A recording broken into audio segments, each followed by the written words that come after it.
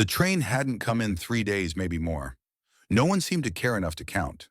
The station stood like a carcass in the heat-blurred landscape, its paint flaking off in brittle scales. Wind stirred the dust and rattled the warped tin of the crooked awning, but under it, half in shadow, half in firelight, lay a woman. Motionless, silent, almost invisible. Her name was Annabella, though no one here knew it. She didn't speak it, didn't offer it. Names were things you gave to people who looked you in the eyes. Here they passed her like she was part of the bench. A bundle of faded cloth with sharp angles where bone pressed against skin. She didn't sleep. Not really. Sleep came in fragments, slivers of darkness between the ache in her back and the splitting chill that settled into her joints at night. The bench was hard, splintered. It bit at her spine and hips until she forgot what comfort felt like. But still she didn't move. Not when the local boys tossed pebbles that clinked near her boots. Not when the desert rain came like spite from the heavens. Not even when the sheriff passed on the second morning and turned his head away, pretending she was nothing more than dust. Her hands gripped a small leather bag like it was the last anchor to sanity. Inside was nothing of real value, no money, no weapon, not even food. Just a single piece of paper creased and worn, its ink so faded it looked like a memory. Once it had been an address, a promise, a lifeline from a man who wrote with steady words and dreams of quiet country life. She'd believed him. Now the letter was nothing more than something to hold when her stomach cramped and the desert pressed in. By the third evening, her body had begun to fail. Her lips were cracked, the corners bruised from where she'd bitten them in sleep. Her breath came shallow, like the air itself had grown tired of staying. Her last food, a hunk of coarse bread she'd split with a crying child on the train, was gone 2 days ago. Still she sat upright. Still her shoes stayed on, though her feet throbbed, with each heartbeat swollen and bloodless. No one spoke to her. The station master, the shopkeeper across the dirt road, even the stray dog that passed through at dusk. They all gave her the same verdict in silence. Outsider, abandoned, someone else's problem. Trouble from the east, the shopkeeper muttered once loud enough to be heard. Came looking for a man who changed his mind. They weren't wrong. Annabella had left everything behind for a stranger's words, soft ones, mailed from across a continent. He said he had land, a house with an extra room. He said he liked women who could read, cook, maybe sing a little. She did all three. She even wrote back twice. He responded once with a final letter and a promise he would meet her train. Bring a cart, bring a future. But when the train screeched to a stop on the edge of the world, only sand greeted her. No cart, no man, no note, no nothing. Still, she didn't cry. The desert didn't allow tears. They vanished too fast, stolen by heat and wind before they could mean anything. As night swallowed the horizon again, she sat curled on the bench, breath nearly invisible, heartbeats slow and reluctant. The world had gone gray. The hope she'd folded into her bag now felt like dead weight. Maybe tomorrow she'd stand. Maybe she wouldn't. It didn't matter. Then as the sky bruised into purple, the dust stirred again, not with the hiss of steel on tracks, but the muted thunder of hooves. A rider. Annabella didn't look up. Why should she? The world had nothing left to give her. But something made her heart twitch in her chest, a whisper of instinct honed from a lifetime of waiting. The rider didn't gallop in. He didn't raise dust in long arcs or yell greetings. He approached slow, deliberate, like he was afraid the silence would shatter if he came too fast. His coat was a deep, sun-scorched brown, his hat pulled low. The horse beneath him moved like it knew the weight it carried wasn't just its rider's body, but years, stories. He stopped at the edge of the platform, one foot still in the stirrup. He looked at her, not with pity, not with disgust, like a man spotting a coal that hadn't quite gone out. Then he spoke just 2 words. His voice was like dry wood snapping over a fire. Come home. And then he turned the horse. No name, no hand offered, no explanation. He didn't check if she would follow. But she stood. Her legs buckled. Her throat burned. Her vision blurred. Still she rose. She picked up her bag, folded the useless paper into it, and with steps that made her whole body scream, she left the bench behind. The first step forward felt like betrayal, like leaving behind the last piece of pain that still tethered her. But when her feet touched the dirt, she realized, for the first time in 3 days, the bench was empty, and the road ahead didn't feel so cold. The wind came for her as soon as she stepped off the platform. It wrapped around her legs, clawed through her shawl, and tugged at her, like it wanted her back on the bench to sit, to vanish, to surrender. But Annabella kept walking. Each step felt like it could be her last. The earth beneath her boots pulsed with hidden heat, and the soles of her feet burned swollen and raw. But still she moved forward. The man ahead rode without turning back. Not once. He didn't lead like someone used to being followed. He rode like a shadow, long and silent, drifting along a path only he could see. The desert trailed them with its silence, and the mountains in the distance wore dusk like a veil. Annabella didn't ask where they were going. She couldn't. Her throat was too dry to form words, and even if it weren't, she wasn't sure her voice remembered how to speak. She wasn't following him because she trusted him. She didn't know him, not his name, not his story, not why he had stopped for her when no one else had. But something inside her, something older than logic, deeper than reason, knew this: the bench she'd left behind was colder than anything waiting on the road ahead. And those two words, "come home," clung to her ribs like warmth in winter. No one had said anything like that to her in years. Not since the war took her father and his laughter. Not since her mother withered from illness, the coughs that came like clockwork until there was only silence. Not since she'd boarded that train with a letter folded tightly in her palm and hope tucked into the corners of her soul. She'd believed the letter, believed the man who wrote it. He said he had land, said he had animals, said he wanted someone who could read by lamplight and cook bread that smelled like Sundays. He said she sounded kind. He said she sounded like home.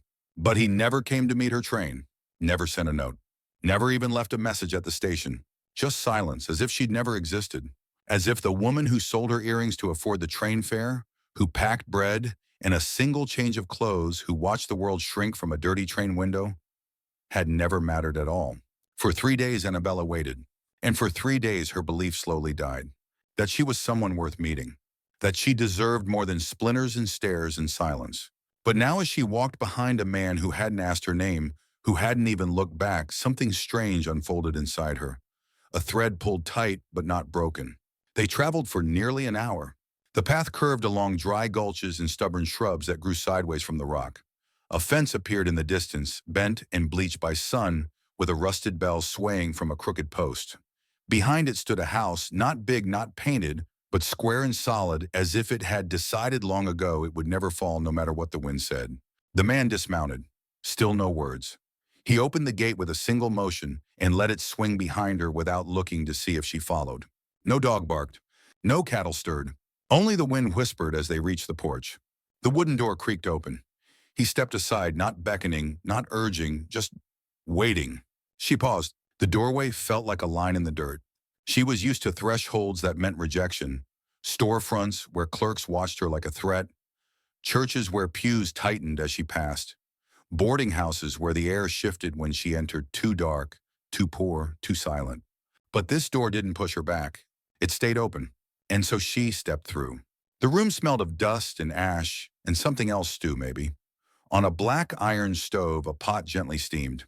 He moved without speaking, ladled it into a chip bowl, and placed it on the table. Then he left. Just like that. No questions. No welcome. Only warmth. She sat. Her hands shook so badly she spilled the first spoonful. The broth burned her tongue, but she didn't stop. Her stomach groaned awake, confused by kindness. When the bowl was empty, the silence didn't feel empty. It felt earned. She rose, moving through the house like someone exploring the dream of a better life. She found a small back room, barely wider than a cot. A basin stood on a stool with fresh water inside, a clean towel, a folded blanket, a candle already lit. There were no locks, no rules, just space. She sat on the bed, hands in her lap, and stared at the flame. The wick danced like a memory refusing to die. Then she whispered, not loud, not sure if it would carry, "I'm still here." And outside, beneath the thickening night, the man leaned against a porch post, arms folded, his eyes fixed on the stars like a soldier guarding a secret. Not a name, not a future. Just the fragile spark of something not yet lost. Morning didn't arrive with an alarm or a rooster's cry. It slipped in gently through the wooden shutters, draping the room in soft light. The kind of light that felt like memory, that whispered you made it through the night. Annabella stirred beneath the quilt, confused by the stillness. Her body was too warm, too clean. Her back didn't ache. The bench hadn't followed her into sleep. The pain hadn't followed her into this place. She blinked slowly, cautiously. For a moment, she didn't remember where she was. Then she saw the bag at the foot of the bed. The shawl folded, not crumpled, beside it. Someone had touched it. Someone had cared enough to fold it. She sat up. Her bare feet met the floor, expecting cold splinters or filth, but instead there was a rug, thin but woven. The basin still held water, and when she touched it, she startled. The water was fresh. The towel beside it was warm, as if it had been placed near the stove earlier that morning. This was not a place of abandonment. It was not a station bench. This house was intentional. She washed slowly, reverently, as if afraid the water would vanish if she moved too fast. She hadn't been this clean in weeks. She couldn't remember the last time someone had left something for her without expecting payment. When she stepped out into the main room, the house was empty but not silent. The silence here wasn't hollow. It breathed. On the table sat a tin cup filled with warm milk and a plate of dense bread. She stood staring at it for a long moment, unsure whether to touch it. She wasn't used to food that didn't require explanation or effort. The milk steamed slightly. The bread was split into 3 neat slices. There was no note. There didn't need to be. Then she heard it, outside. The distinct scrape of metal on earth, rhythmic, purposeful, a shovel biting into soil. She moved to the door and peered out. There he was, Lazaro. His sleeves were rolled to the elbow. His hat sat low over his brow. He dug slow and methodical along the fence line, where weeds had claimed old territory. He didn't glance up when he heard the door. Didn't pause. But he gave her a nod. One simple, steady nod. It was the same nod he gave her on the platform. The same one that had somehow meant stand. Come. Live. And now without words it meant you are seen. She didn't answer him. Not with her voice. Instead, she stepped off the porch, walked toward the shed, and found a tool, an old rake, its handle worn smooth by time. She picked it up. No one asked her to. No one told her what to do. But she walked out to the weeds and began pulling them back, clearing the way beside him. They didn't speak. There were no instructions, no orders, no apologies. Just labor. The morning passed in the sound of wind metal sweat. Her hands blistered, but she didn't stop. He didn't slow to match her pace, but he never moved far ahead. At noon, she stumbled slightly. Lightheaded. The sun had climbed high, and her body, though healing, was still fragile. But she hadn't realized she was smiling. Not until he handed her a tin cup of well water and gestured to the porch. They sat. 2 chairs weathered by sun and wind. One had been empty for a long, long time. Now it was not. He didn't look at her directly. His eyes scanned the land, the clouds gathering in the east, the line of trees that bowed slightly in the rising wind. Then finally his voice cut through the quiet like the edge of a blade dulled by time. Storm's coming. She nodded once. Still she hadn't spoken. Not because she couldn't. Not out of fear, but because the silence between them didn't need filling. It wasn't the silence of disinterest. It was sacred. Like the hush of a chapel or the quiet between 2 people who both know pain and both know it doesn't need repeating. Later, as the clouds began to roll across the highlands in bruised waves, she moved through the house again, carefully, as if walking inside someone else's memory. In a small room tucked behind the main one, she found shelves of books. Most were about horses, carpentry, or the land. Practical, worn. But one shelf held something different. Poetry, scripture, and a journal half filled. Beside it sat a photograph. A woman stared back at her, dark hair, pinned tight eyes, solemn but not cruel. She wasn't smiling, but she didn't need to. Her posture said everything love lived here once. Quiet, stubborn, and true. Annabella didn't touch the frame. She didn't need to. There had been someone before her. Someone whose absence filled the house more than any presence ever could. But there was no bitterness. No warning. Only wait. She turned. That night the rain came. Not with whispers, but with war drums. Thunder cracked above the plain like gunfire, and lightning painted the room in brief, savage white. She sat upright in the cot, heart pounding. For a moment, panic returned. She wasn't used to waking in a place that didn't want her gone. Then footsteps. Slow, measured. Outside her door they paused. Then the soft thump of something being placed gently on the floor. Silence. When morning came, she opened the door. A blanket waited. Dry. Warm. Folded. He hadn't knocked. He hadn't said a word. He hadn't asked permission. But he'd known. He always seemed to know. And somehow that was more frightening than anything else. Because it meant she was being seen. Not watched. Not judged. Seen. And somewhere in her chest, beneath the scar tissue and hollow places, something fragile stirred. Not love, not yet, but trust. The storm had passed by morning, leaving the world drenched in silver. The land steamed as sunlight filtered through low drifting clouds. Puddles glistened on the stone path outside. The air was thick with the scent of wet earth cedar and sage, clean and ancient, like the beginning of something. Annabella stepped barefoot into the glow beyond her doorway, her breath catching. Everything felt softer. The wind no longer hunted her. The sky no longer pressed down like a weight. Even the silence had changed. It no longer resembled abandonment. It felt full, like a house breathing with quiet purpose. Behind her, the bed had been made, her shawl folded, her bag left untouched at the foot of the frame. Someone had been here while she slept, and nothing had been taken. The towel, once damp, now hung dry. The water in the basin had been replaced again. These small kindnesses weren't loud. They didn't scream for attention, but they were deliberate, and they filled her with something dangerously close to peace. In the main room, another quiet surprise waited. On the table sat a plate of dark bread, cracked along its crust, warm to the touch, and a tin cup filled with fresh milk. No note, no explanation. Annabella stood frozen in the center of the room, one hand still clutching the frame of the door. She wasn't used to places that gave without asking. That didn't tally her worth by labor or obedience. Here there were no instructions, just bread, just warmth. Then the stillness was broken, not by words, but by a sound she'd come to recognize: the scrape of steel against soil. A shovel. Slow. Rhythmic. She walked toward the front door and stepped onto the porch. The sun had broken fully through the clouds now, its light stretching across the field like a quiet blessing. Beyond the fence, Lazaro stood with his back to her, sleeves rolled up, hat low, continuing the work from yesterday. He was clearing the overgrowth from the fence line, methodical, relentless. Not just hacking at weeds, but tending something, preserving something. He didn't pause when he noticed her. He didn't speak, just gave her a nod like always. Not summoning, not testing, just acknowledging. She didn't respond, not with voice, not with gesture, but her feet moved on their own. She crossed the yard, past the edge of the porch, stepped into the damp earth, the last of the storm still clinging to her soles. The shed door hung ajar. Inside, tools waited like memories, old, sturdy, silent. She found a rake again, this one smaller, its handle carved with initials long since worn smooth. Without asking, she returned to the field and knelt by the fence line. The air was thick and warm. The soil, soft from the rain, surrendered easily to her hands.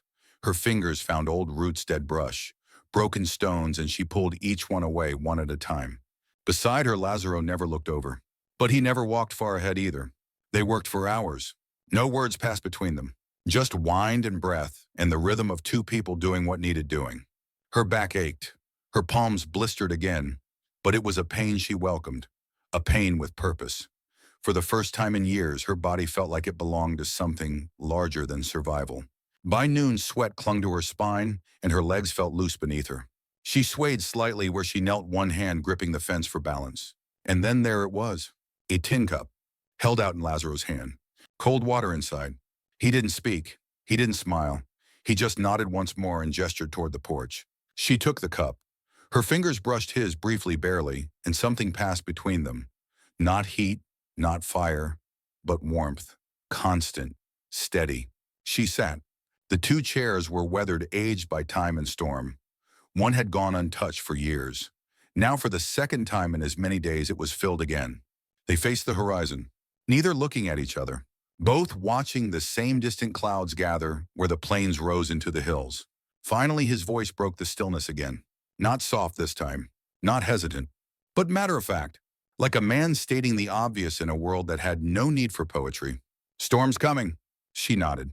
She hadn't spoken in 4 days. Not a word. And she didn't speak now, not because of fear or shyness or pride, but because the silence between them had become holy. A language in its own right. One neither of them dared disrupt too soon. Words, after all, had failed her before. But this quiet, this was something she could believe in. The clouds rolled in heavy that evening. They gathered low over the plains like slow thoughts, dark and full of meaning. Thunder mumbled somewhere behind the hills, and the air thickened with the scent of electricity and old earth. But inside the house, it was still, Annabella stood in the doorway watching Lazaro retreat into the field with a handful of rope. He didn't need to speak to say what he was doing. She could see it in the way he moved, deliberate calm, one task at a time. Shutters creaked shut. The barn door tied down. Even the wind obeyed him. She turned and wandered deeper into the house. Not like a guest afraid to intrude, but like someone beginning to believe she wouldn't be asked to leave. The hallway was narrow. The floors were worn. The walls bore no photos, no paintings, no mirrors, just clean, silent wood. In a small alcove near the back, she found a door slightly ajar. She paused, hand on the frame, then stepped inside. It wasn't a bedroom. It was something else. A study. A memory. The room was dim but not dusty. Someone had kept it clean. Not recently, always. Books lined two walls, manuals on horses, agriculture, carpentry. But above them on a smaller shelf lay volumes that didn't belong to this kind of life poetry scripture, and something softer, personal. A worn leather journal lay open, a pencil resting across the pages like it had just been put down. Beside it, a photo. A woman stared from the frame. Her hair was pinned tight. Her eyes were dark. Not unkind but tired. Her back straight. Her mouth unsmiling but not cruel. There was something about the set of her shoulders. Something rooted. Fierce. She hadn't been a visitor here. She had been the other half. Annabella didn't touch the photo. She didn't need to. She could feel the woman's presence everywhere. The clean linens, the folded towel, the hymnal by the stove. This was her echo, her ghost. But it wasn't a haunted space. It wasn't grief that lingered. It was devotion.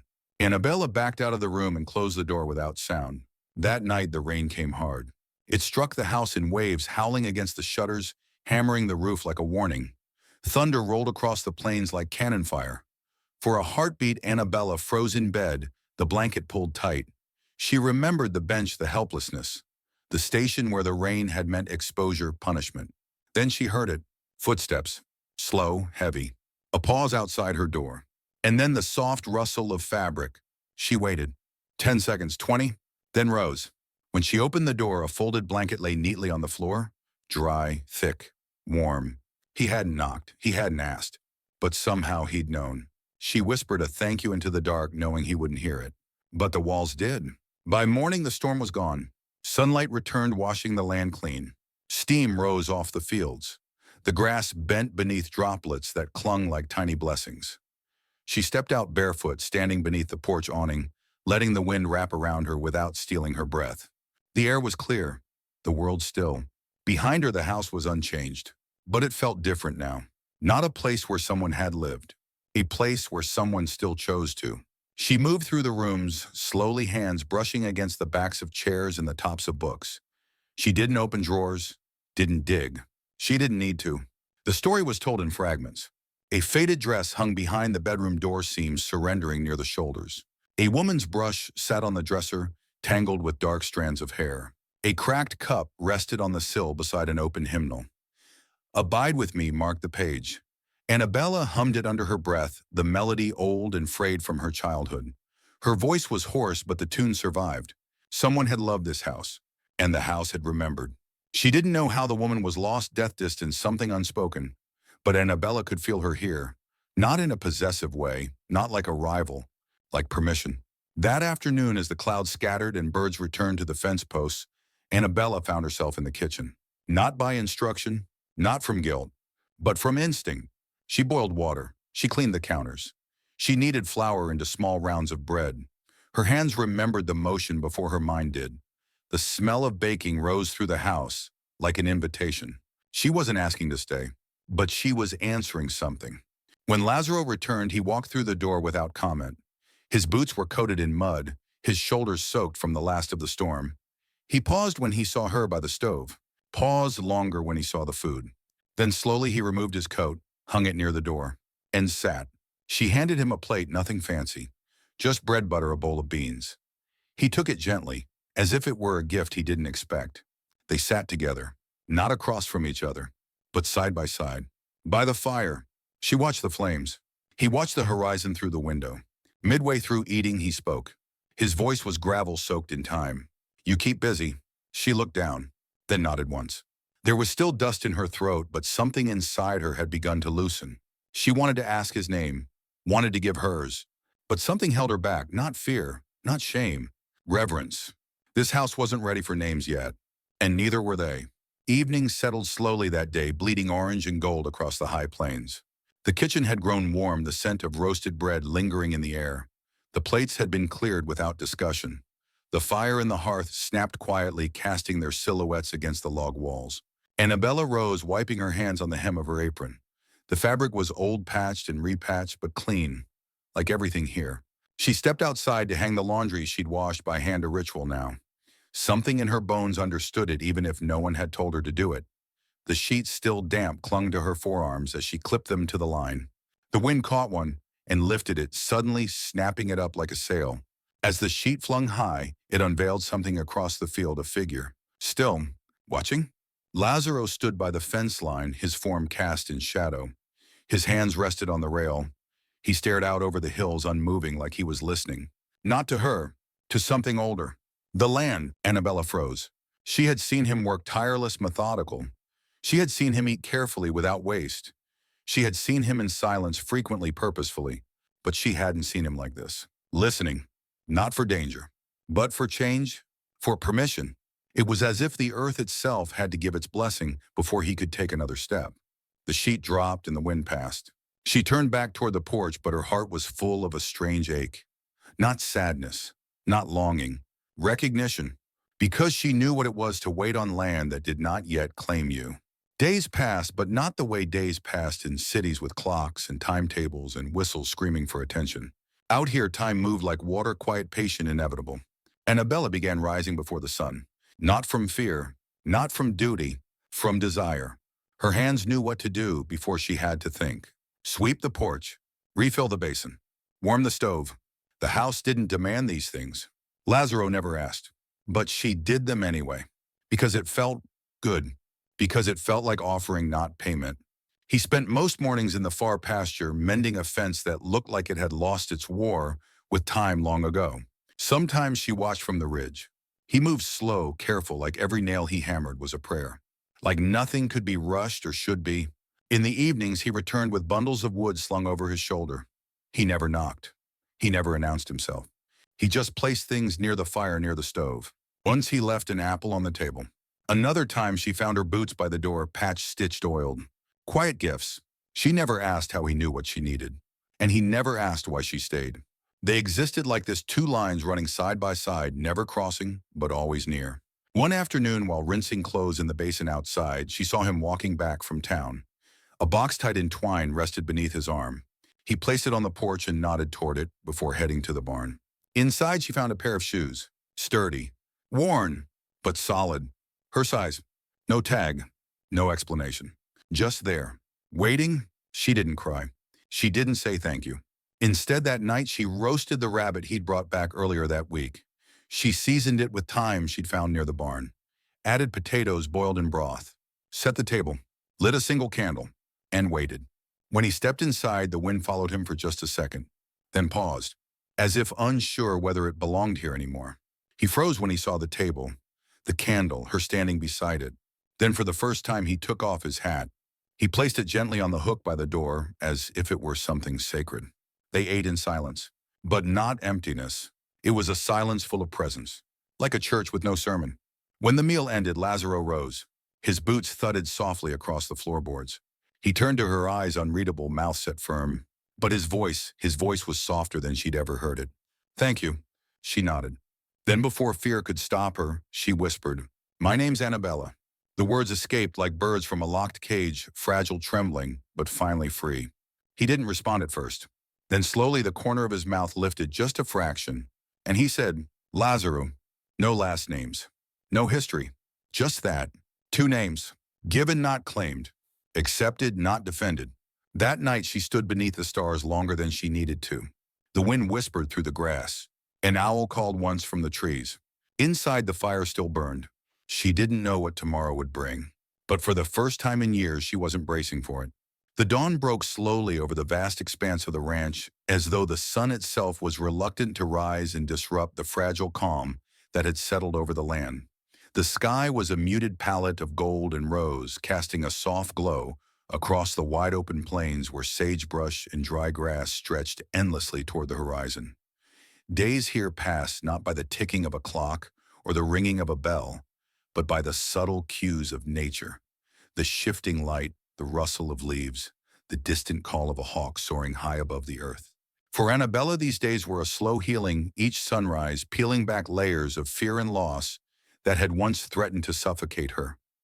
The land had begun to seep into her bones, its steady rhythms offering a kind of sanctuary she hadn't known was possible. The weathered farmhouse with its creaking wooden floors and the quiet presence of Lazaro, the stoic rancher who had taken her in without question, had become a fragile refuge from the harshness she'd fled. Yet beneath that veneer of peace, an undercurrent of tension ran like a hidden fault line beneath the earth waiting to shift. Annabella stood by the kitchen window when movement caught her eye. Two figures rode steadily along the dusty trail that led to the house, their silhouettes stark against the early morning light. Unlike the ranch hands who toiled in harmony with the land, or the wild horses that grazed lazily nearby, these men carried an unmistakable air of authority and menace. Their clothes were crisp, their boots polished, their horses controlled and measured with the precision of those accustomed to power. A cold knot tightened in Annabella's stomach, a dread that churned with the weight of memories best left buried. Lazaro had been gone since dawn, heading out to the barn. His absence that morning felt heavier, as if the earth itself missed his steadying presence. She wiped her hands anxiously on the faded apron tied around her waist, swallowed her rising panic, and stepped outside onto the porch. The air was cool and sharp, carrying the scent of sage and the faint promise of rain. But the usual softness of the morning was gone, replaced by a brittle stillness that pressed in from every direction. The riders dismounted with a practiced grace, the heavy thud of their boots against the dry earth echoing like a death knell in the quiet morning. The older man tipped his hat politely, though his eyes were hard and unyielding beneath the brim. "Morning, ma'am," he said smoothly, his voice a practiced veneer of civility over steel. Annabella's lips pressed tight. No reply would give them power. "We're looking for a woman," he said carefully, scanning her with a gaze that missed nothing. "Passed through the station about a week ago. Wore a shawl, looked a little lost." The younger man leaned casually against the porch railing, his eyes sharp and calculating as he appraised her. She left town owing a man some money, was fixing to marry him, but ran off with the ring instead. Annabella's face was a mask of calm, but inside her breath hitched and a cold spike of fear stabbed at her chest. Memories cascaded in a torrent, the lonely station bench, the creased letter with words faded by hope, and tears the man who never came. She wanted to scream to deny, but the fear and weariness stole her voice. The older man stepped closer, his gaze narrowing like a hawk's. "You wouldn't happen to know anyone like that, would you?" Before Annabella could answer, a sudden creak behind the men drew all their eyes. Lazaro emerged from the barn's sleeves, rolled to his elbows, a hammer resting heavily in one hand. His presence was like the earth itself, steady, unyielding, and quietly formidable. The two men stiffened. "Morning, sir," the older man said, his voice faltering slightly. "We were just—" Lazaro's eyes locked onto the older man's with a cold, unwavering intensity, the kind of look forged in years of hardship and battles, both seen and unseen. The younger man shifted uneasily, his confidence draining. "We're only here to ask some questions." "No trouble intended," the younger man said. Lazaro took a slow step forward, the wooden porch groaning under his weight. His movement was deliberate, calm, but carried the unmistakable warning of a man ready to defend what was his. The older man raised his hands in surrender and stepped back. All right," he muttered, reluctantly conceding. "We'll let the law decide." He tipped his hat once more, this time without any warmth, and mounted his horse. The younger man followed suit. Before they rode away, Lazaro's voice cut the silence like a knife, low and final. "She owes nothing." The older man hesitated, then nodded slowly. They disappeared into the haze of the morning, swallowed by the vast sunlit plains. Annabella exhaled a breath she hadn't realized she'd been holding for days. "They'll come back," she whispered, voice barely more than a breath. Lazaro nodded once, as slow and steady. "Maybe." She looked at him, searching for some hint of certainty in his steady gaze. "How did you know?" she asked softly. He met her eyes without blinking. "Doesn't matter. It should have been an evasion. A way to avoid the question. But it wasn't. It was a promise. A shield forged through scars and silent strength." The sun rose higher, stretching long shadows across the land. As the day slipped away, the silence between them grew heavier, laden with unspoken fears, tentative hope, and the fragile beginnings of trust that neither dared to name. The sun hung low in the western sky, casting the sprawling ranch in hues of amber and shadow. The air was thick with the smell of earth warmed by the afternoon heat, and the subtle scent of sagebrush carried on a gentle breeze. The stillness of the moment was almost sacred, as if the land itself was holding its breath, waiting for something unseen to unfold.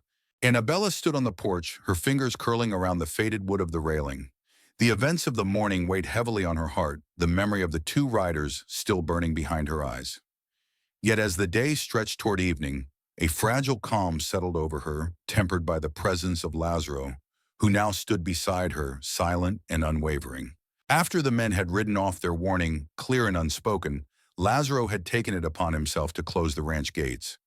Not with locks or chains, but by drawing a line, a simple act of marking a boundary that was as much about protection as it was about hope. It was a line drawn with his hands, his hammer, and the weight of his history. Annabella watched him work muscles, taut beneath sun-bleached sleeves, the rhythmic sound of the hammer striking wood echoing in the quiet air.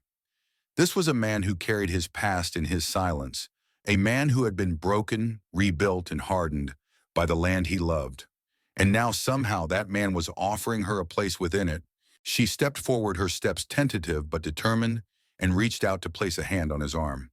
It was the first time she had allowed herself to touch him, a gesture not of ownership, but of trust. Her fingers rested lightly on the calloused skin, a small anchor in a world that had been anything but steady. Lazaro did not speak. He did not need to. His steady presence said everything that words could not. Days began to flow with new purpose. The routine of the ranch took root in Annabella's life like a steady heartbeat. She rose with the sun, her movements growing confident and sure. Sweeping the porch, tending to the stove, washing and hanging clothes on the line, these acts, once mundane, became rituals of belonging. Lazaro spent his mornings repairing fences, his hands skilled and deliberate. Sometimes Annabella watched him from the ridge, a dark figure against the gold of the grass, moving with patience that spoke of a man who understood that some things, like the land, like trust, could not be rushed. Evenings were quiet but rich with meaning. Lazaro would return with bundles of wood, laying them beside the fire without a word. Small gifts appeared in the most unexpected places, a patch on a worn boot, a new bar of soap wrapped simply in brown paper. These offerings were silent conversations between two souls learning to speak without words. One afternoon, as she rinsed clothes in the basin, Lazaro came back from town carrying a box tied with twine. He set it gently on the porch and nodded toward it before heading back to the barn. Inside, Annabella found a sturdy pair of shoes, worn but solid and unmistakably her size. She did not thank him aloud. Instead, that evening, she cooked a meal, roasting a rabbit he had brought back, seasoning it with thyme she had gathered near the barn, adding potatoes simmered slowly over the fire. She set the table, lit a single candle, and waited. When Lazaro entered, the wind followed him, swirling around the doorway for a moment before stilling. He paused, taking in the scene, the candlelight, the simple meal, the woman who had begun to find her voice again. For the first time, he removed his hat, a silent gesture, heavy with meaning. The worn brim was set carefully on the hook by the door, treated as if it were sacred. They ate in silence, but it was a silence full of presence, a communion without words, where the flickering firelight held the space between them like a whispered promise. When the meal ended, Lazaro rose, his boots soft on the wooden floor. He looked at Annabella, his eyes unreadable, but not unkind. Then in a voice graveled by years and memories, he spoke. "You keep busy." Annabella lowered her gaze, nodding once. Dust still clung to her throat, but something within her had begun to loosen, a thread of hope weaving its way through the darkness. She wanted to speak her name, to offer it as a gift, but something held her back, not fear, not shame, but reverence. This house, this life was not yet ready for names. Not yet. Later, beneath a sky burning orange and pink, Annabella stepped outside to hang freshly washed linens. The wind caught one sheet, lifting it high before it fluttered down like a banner. She caught sight of Lazaro standing by the fence line, still and silent. His hands rested on the weathered rail, his posture one of listening not to her, but to the land itself. He seemed to hear a language older than words, a quiet counsel whispered on the wind. Annabella understood. Some things, like healing, like trust, grew slowly. They required patience, the kind that only the land and the long-suffering soul could teach. The days passed, not marked by schedules, but by light and shadow, by the patterns of the earth and sky. She rose before dawn, tending the house and the small garden plot they had begun to nurture together. Lazaro mended fences and tended animals, their labors intertwining like the roots of the young plants pushing through the soil. The seasons whispered their passage, the frost that lingered on fence posts, the softening of the wind's bite, the quiet retreat of birds. Annabella found herself drawn deeper into this rhythm, her heart slowly unfolding like the first shoots of spring. And in the quiet moments between dawn and dusk beneath endless skies, two people both marked by loss, both yearning for belonging, found a fragile peace. The days on the ranch slipped by with the steady cadence of nature's own rhythm. No grand ceremonies, no ticking clocks, only the slow passage of light across the hills, the shifting shadows beneath ancient oaks, and the gentle rustle of wind sweeping through the sagebrush. For Annabella, each day was a step away from the fractured past she'd left behind, and toward a fragile hope nestled within the rugged contours of the land. Yet as the sun climbed higher into the pale blue sky, the air began to change. There was a weight pressing down unseen but palpable, like the heavy silence before a storm breaks. Annabella felt it deep within her chest, a tightening that mirrored the restless movement of the clouds gathering on the horizon. She stood on the porch, her fingers wrapped tightly around the coarse fabric of the shawl Lazaro had helped her choose, days before a soft, earthy green that blended with the landscape. Her eyes traced the distant hills where dark shapes began to gather, like old ghosts awakening from slumber. The house behind her was quiet, save for the faint crackle of the fire Lazaro had left burning low in the hearth. The worn wooden floor beneath her feet felt steady grounded, but her thoughts were anything but. Memories came unbidden, the cold bench at the station, the letter folded so many times it was almost unreadable, the promises made and broken, the man who had never come. And yet here she was, safe almost, but the approaching storm was a reminder that peace was never permanent. Lazaro appeared silently at her side, his broad shoulders silhouetted against the fading light. His eyes, dark and steady, mirrored the brewing sky, full of strength, patience, and the weight of things unspoken. "They say storms clear the air," he murmured, voice low, almost reverent. Annabella nodded. "But sometimes they leave destruction behind." He shifted his weight, the rough calluses of his hands brushing the railing. "We rebuild." A flicker of a smile touched her lips, fragile but real. As the wind picked up, carrying the scent of rain and earth, they moved inside. The house welcomed them with its familiar embrace, the warmth of the fire, the soft glow of the oil lamp, the scent of pine and dust mingling in the air. Annabella busied herself with the small tasks that had become her anchors, tending the stove, arranging firewood, checking the water basin. Each motion was deliberate, a quiet assertion of life and control in a world that had too often offered neither. Lazaro sat by the fire, whittling a piece of wood with slow precision. The knife's edge caught the light with each careful stroke, sending thin curls of shavings to the floor. His silence was not empty. It was full with memories, with unspoken thoughts, with a kind of respect that didn't require words. After a time, Annabella settled beside him, the flickering flames casting dancing shadows across their faces. The distance between them had shrunk, drawn closer, not by spoken promises, but by shared silences and small acts of kindness. "I found something today," she said softly, breaking the quiet. Lazaro looked up, eyes curious. "A garden," she continued. "Behind the barn, overgrown, but still there. A rose pushing through the weeds." He nodded slowly. "Clarara's garden," he said the name, a quiet confession. Annabella traced the word with her finger on the wooden table. "She was someone you loved." He didn't answer immediately. His gaze dropped to the fire, the shadows swallowing the pain etched into his features.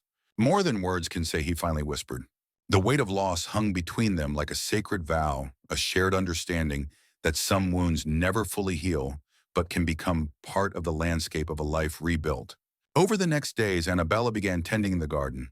With bare hands, she pulled weeds and loosened soil, coaxing life from the earth beneath her fingers. Lazaro watched from a distance, offering tools and quiet encouragement, never pressuring, but always present. The garden became a symbol of hope, of memory, of the fragile beauty that could bloom even after the harshest winters. One evening, after the sun had dipped below the hills and the first stars began to pierce the twilight, Lazaro brought her a simple wooden sign. Carved with careful hands and steady lettering, it read, "Ruth's Garden." Annabella's breath caught. Ruth, the name Lazaro, had given her a name that was hers to claim. She looked up at him, gratitude and something deeper shining in her eyes. He nodded once, the corners of his mouth lifting in a faint, genuine smile. The storm arrived that night. Rain pounded the roof, thunder cracked across the sky like distant cannon fire, and lightning split the heavens in wild, jagged veins. Inside the house, Annabella and Lazaro sat close by the fire, the flickering flames offering a fragile shield against the tempest outside. When the wind howled through the cracks and the rain battered the earth, Annabella felt the old fears stirring. But Lazaro's steady presence beside her, the warmth of his hand brushing hers, grounded her. After hours, as the storm finally passed and silence reclaimed the night, Annabella whispered, barely audible over the patter of rain dripping from the eaves, "Thank you for seeing me." No answer came but the quiet hum of the house settling. In that moment, beneath the vast, star-studded sky, something shifted, a promise that even in the fiercest storms there could be sanctuary, and even in silence there could be understanding. The morning sun had barely pierced the horizon when Annabella stepped outside to hang the freshly washed blankets on the line. The air was crisp with the bite of early winter, and the frost still clung stubbornly to the edges of the fence posts.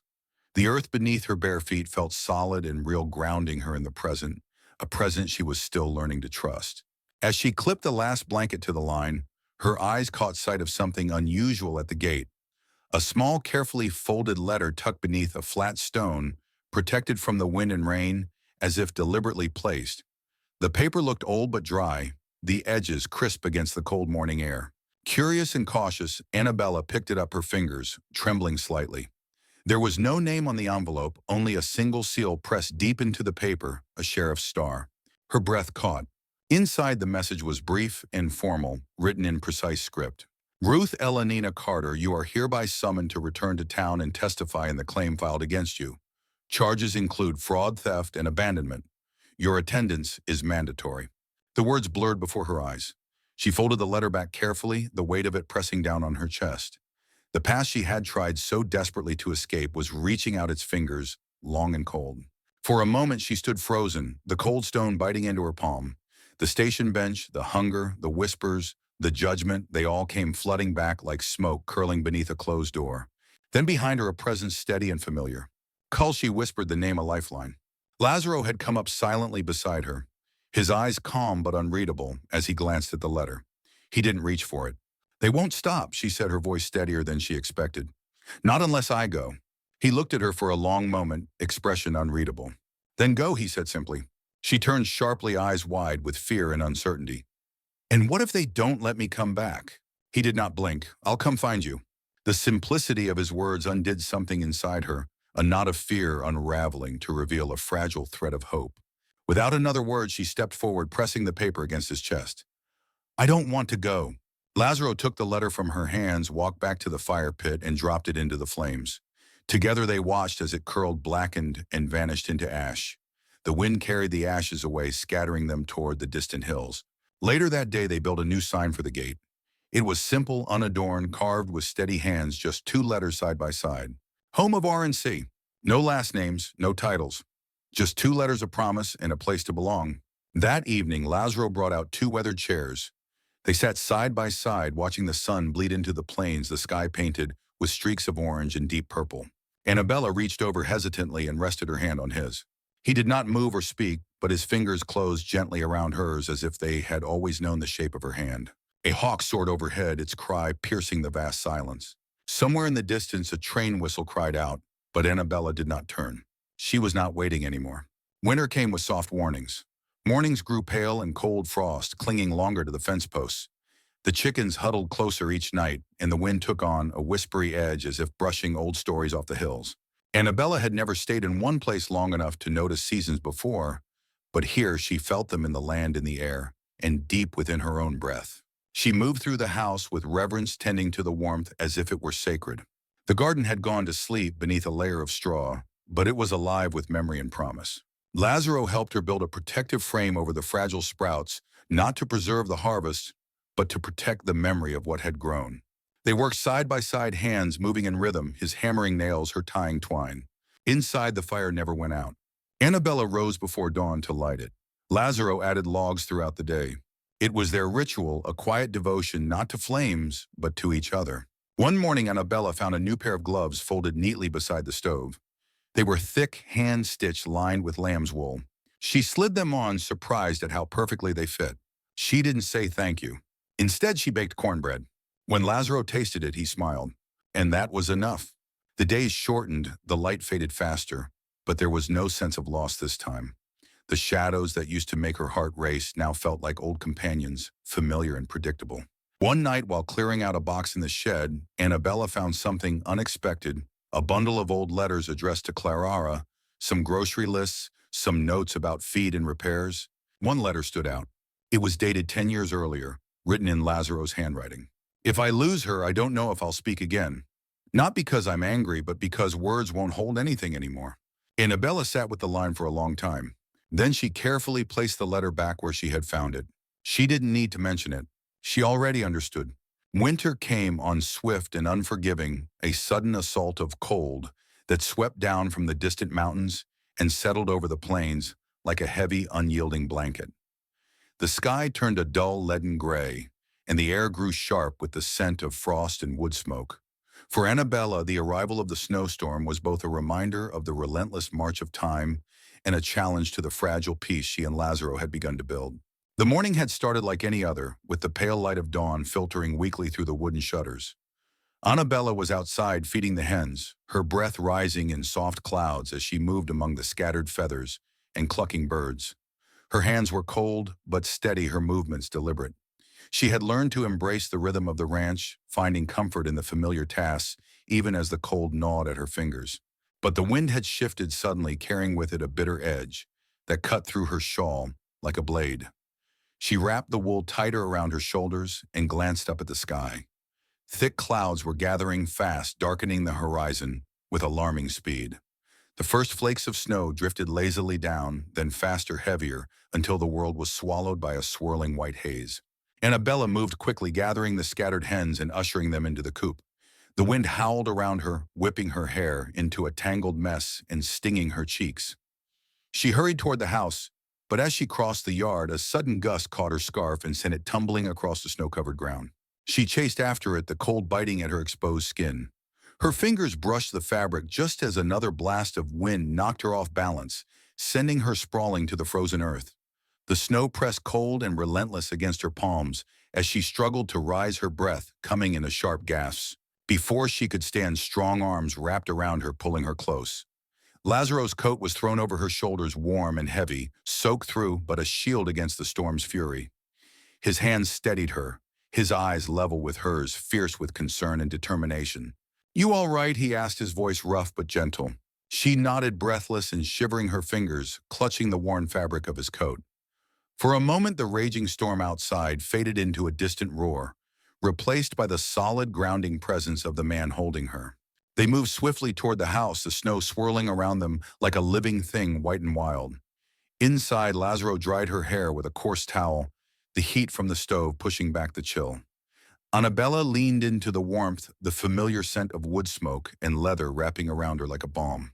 Wrapped in thick quilts, they sat side by the fire, the flames casting flickering shadows across the rough-hewn walls.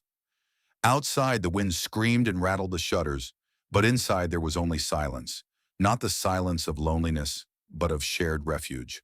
Annabella traced patterns on the worn fabric of the quilt, her mind wandering through the tangled memories of the past year. The pain, the loss, the moments of despair and hope intertwined like the threads beneath her fingers. Lazaro watched her quietly, his gaze steady and unjudging. When he spoke, his voice was low and filled with a hard-won tenderness. "You wean. You warm." She smiled softly, eyes meeting his. "I'm never cold anymore." And she meant it, not just her skin, but the places no one else had touched in years. Her spirit, her hope, the ache that lived just beneath her ribs, all were thawing in the firelight. Outside, the snow continued to fall, blanketing the earth in silence and light. Inside, two souls sat together, finding shelter not only from the storm, but from the scars that had long defined their lives. For the first time in a long time, Annabella felt the fragile stirrings of something she hadn't dared to name. Home. Winter tightened its grip on the ranch, the landscape transformed into a world of frost-kissed grasses and crystalline silence. The sharp cold seeped into every corner, making the earth hard and unyielding, yet beneath the frozen soil, life pulsed with quiet resilience, waiting patient, ready to bloom again. For Annabella and Lazaro, this season was more than a test of endurance. It was a crucible in which their fragile bond was tempered and strengthened.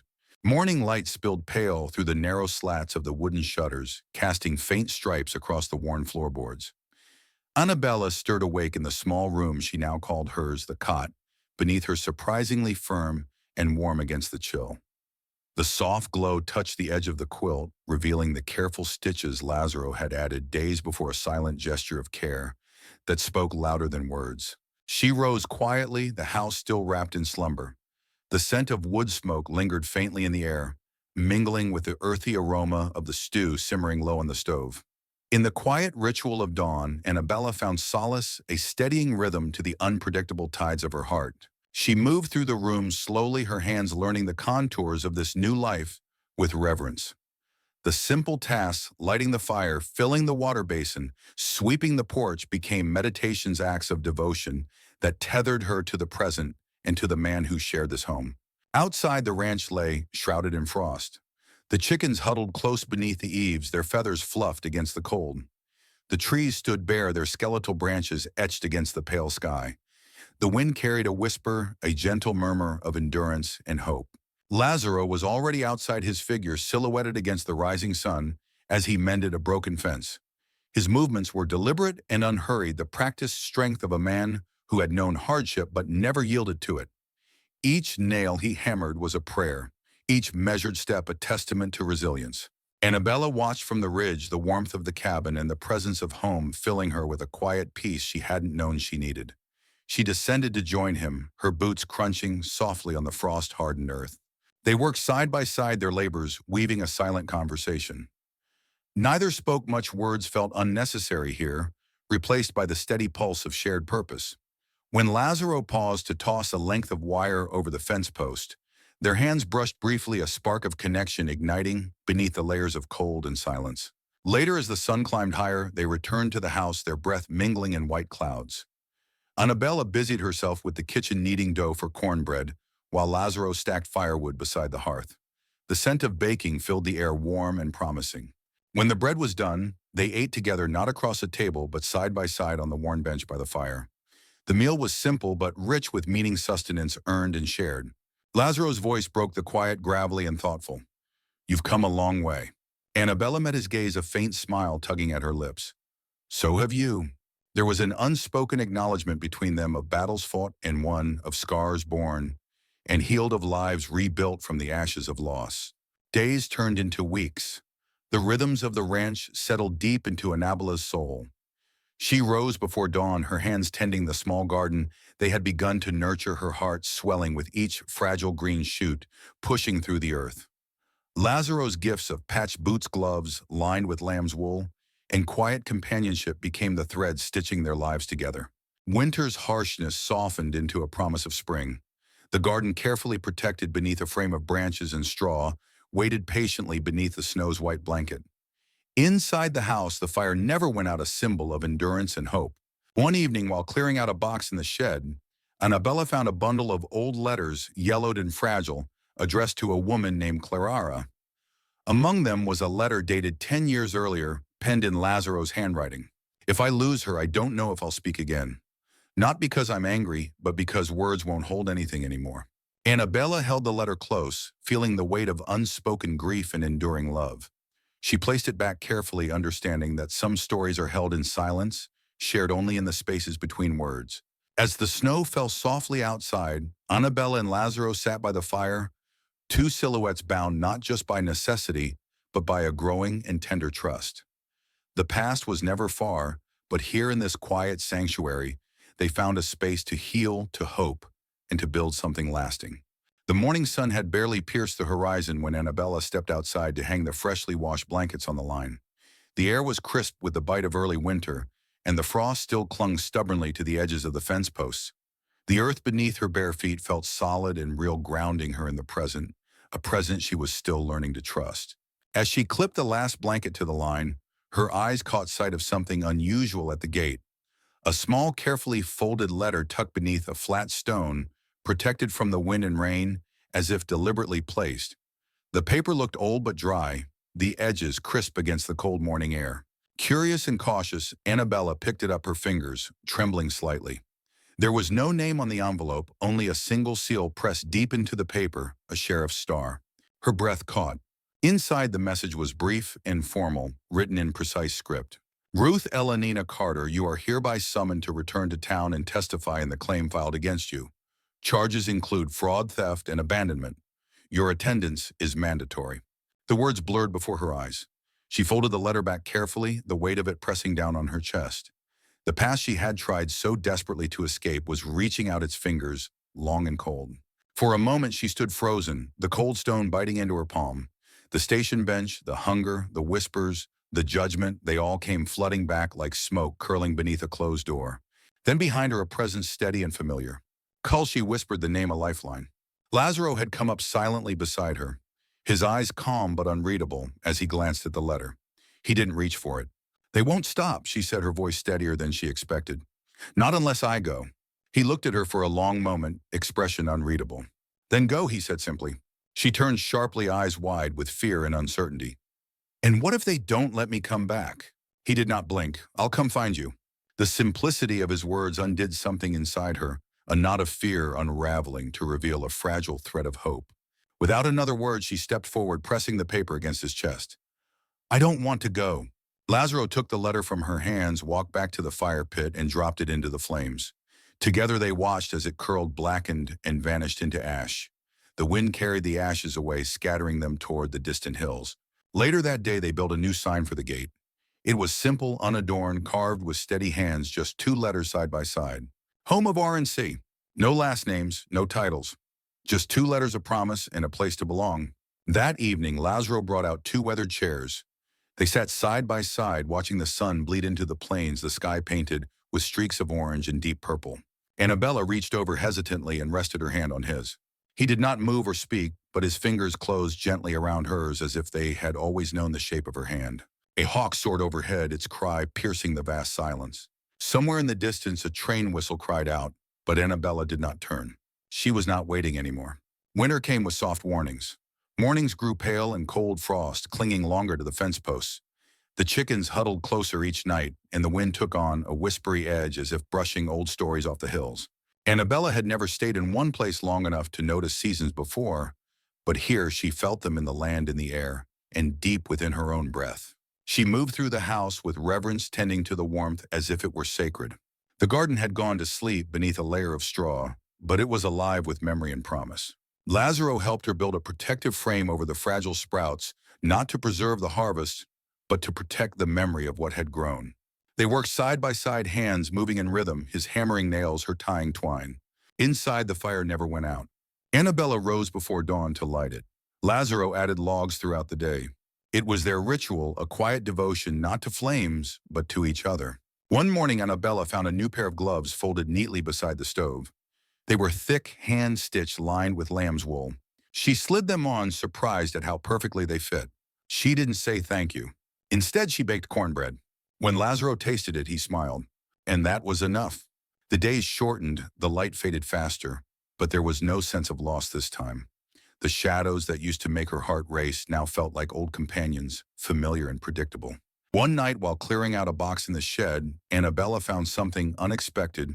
A bundle of old letters addressed to Clara, some grocery lists, some notes about feed and repairs. One letter stood out. It was dated 10 years earlier, written in Lazaro's handwriting. If I lose her, I don't know if I'll speak again. Not because I'm angry, but because words won't hold anything anymore. Annabella sat with the line for a long time. Then she carefully placed the letter back where she had found it. She didn't need to mention it. She already understood. The horizon stretched wide beneath a sky painted in shades of dawn, soft pinks bleeding into pale blues as the first light of day broke across the plains. The air was crisp, carrying the faint scent of sage and earth, while the gentle breeze whispered through the tall grasses like a secret waiting to be told. Annabella stood on the porch of the ranch, the warmth of the firewood still lingering in her bones, yet her heart beat with a restless urgency. The peace they had fought so hard to build felt fragile, like a thin thread stretched taut over the precipice of uncertainty. Suddenly, the familiar sound of hooves echoed across the valley, growing louder, as a line of riders appeared over the ridge. Their silhouettes were sharp and determined, riding not as wanderers, but as men on a mission, steadfast and unyielding. Lazaro stepped beside Annabella, his presence grounding her as they watched the riders approach. His eyes narrowed slightly, reading the tension in the air as keenly as she did. The riders dismounted with practiced precision. The leader, an older man with a face carved by years of hardship, stepped forward. His gaze was steady, but his words were edged with a warning. "We're here to settle matters left unresolved," he said, his voice low and deliberate. "Old debts and promises that can't be forgotten." Annabella felt a flicker of fear, but stood tall, her voice steady as she replied, "Those debts were paid long ago. There's nothing left to settle." The leader's eyes held a shadow of doubt, but Lazaro's quiet strength stood like a shield beside her. "She's under my protection," he said firmly. "No harm will come to her while I stand."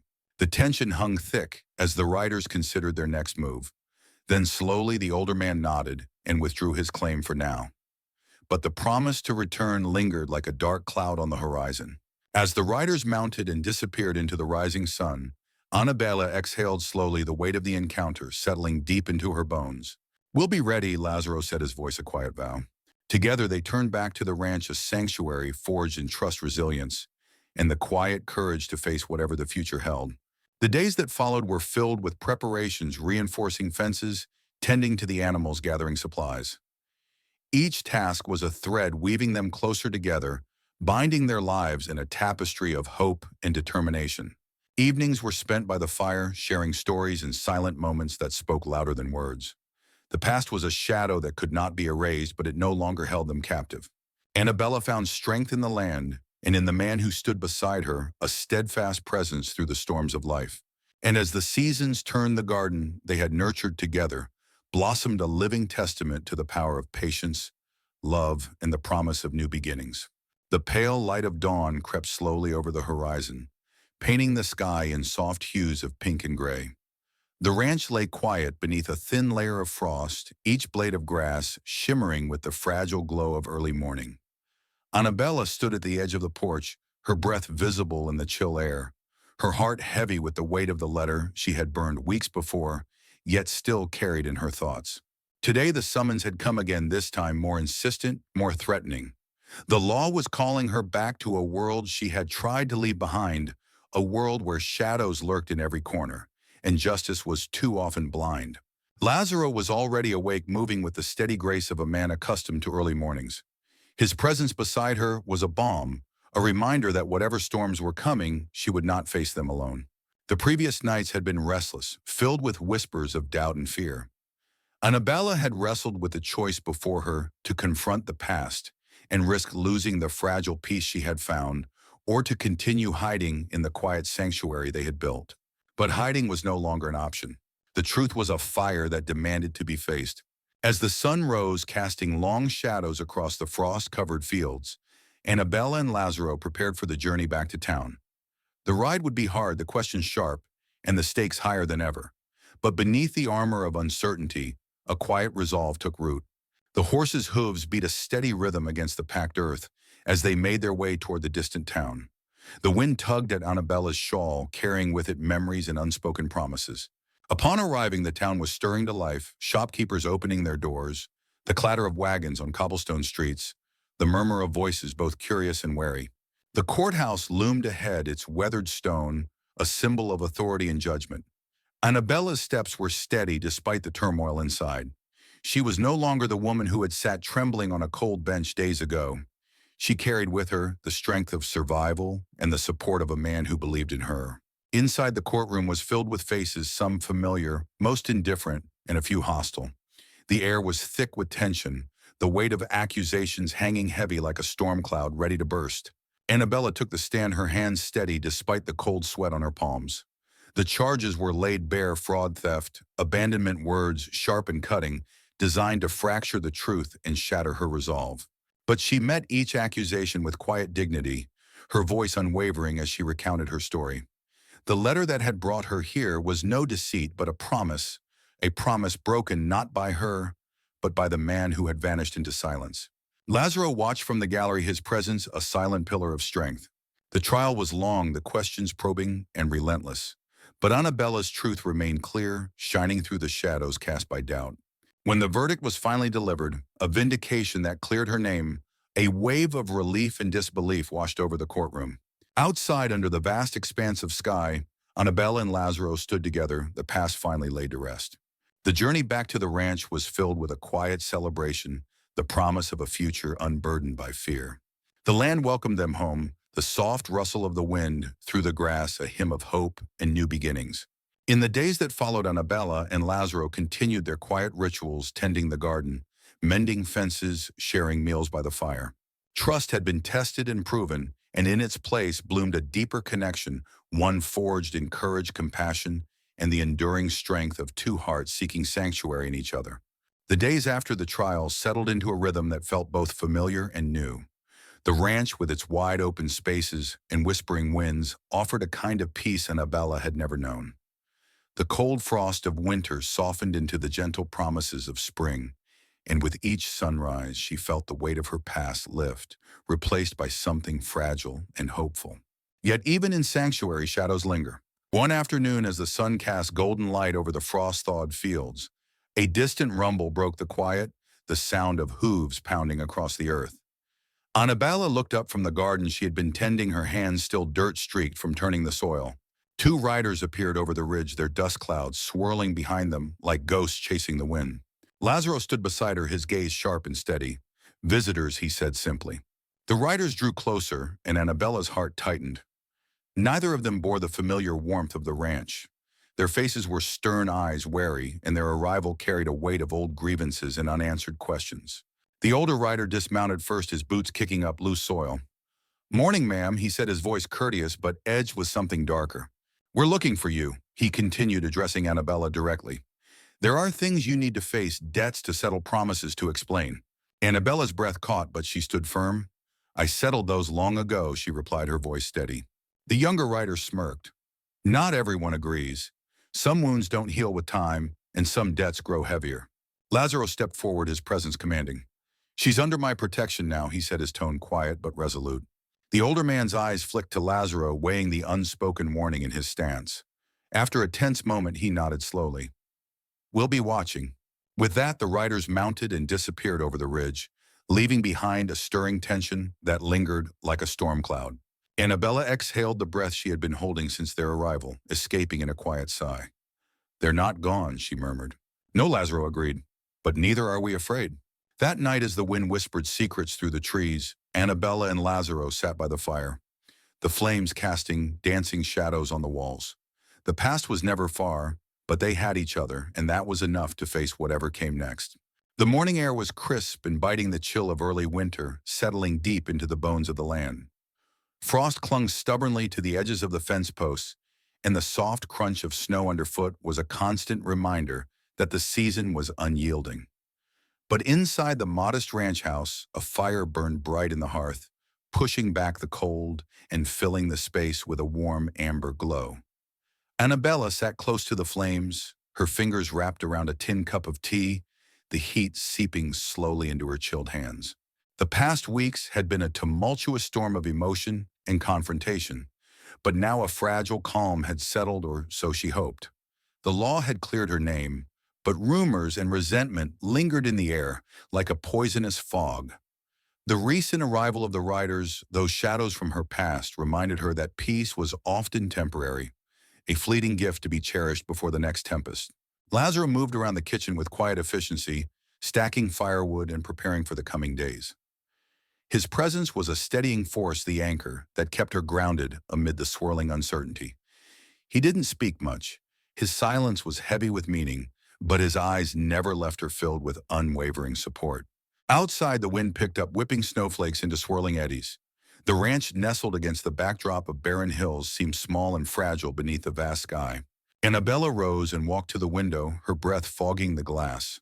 The land stretched out before her, white and silent, a canvas, waiting for the next story to be written upon it. Her thoughts drifted back to the letter, the summons that had forced her to confront the past and step into the courtroom with courage she hadn't known she possessed. The faces that had judged her, the accusations that had cut deep, all now buried beneath the weight of truth and perseverance. But she knew the past had a stubborn way of returning, like the winter that refused to relent. A sudden knock at the door broke the silence. Annabella's heart jumped. She opened it cautiously, and there, standing in the snow, was a familiar figure, a messenger from town bundled against the cold eyes, serious. "Miss Carter," he said, voice low, "there's word that more trouble's coming your way." Annabella nodded, her jaw set with determination. She closed the door and turned to Lazaro. "We face it together," she said, her voice steady. Lazaro nodded, stepping close. "Whatever comes, we stand firm." The days that followed were a blur of preparation and quiet vigilance. The ranch was fortified fences, mended provisions, stocked weapons readied. The animals were sheltered, the gardens covered against frost. Annabella and Lazaro moved with purpose, their bonds strengthening with each shared task. Words were few, but their glances spoke volumes, a promise of unity and protection. One evening, as the sun dipped below the horizon, painting the sky in fiery hues, Annabella found herself by the fire, lost in thought. Lazaro joined her, sitting close enough for warmth, his presence a steady comfort. She whispered, "I'm not afraid anymore." He looked at her eyes, reflecting the dancing flames. "I never was." The coming storm was inevitable, a test of their strength and resolve. But together they had built something worth fighting for. As the first snowflakes of a new blizzard began to fall, Annabella and Lazaro stood side by side, ready to face whatever the world would throw their way. In that moment, beneath the vast star-studded sky, fear was replaced by hope, quiet, fierce, and unbreakable. The bitter wind howled through the skeletal branches of the ancient trees, their bare limbs reaching like twisted hands toward the gray, overcast sky. The snow lay thick across the earth, muffling sound and casting a pristine silence over the ranch. Yet inside the small wooden house, warmth radiated not only from the crackling fire, but from a fragile light kindling within two intertwined souls.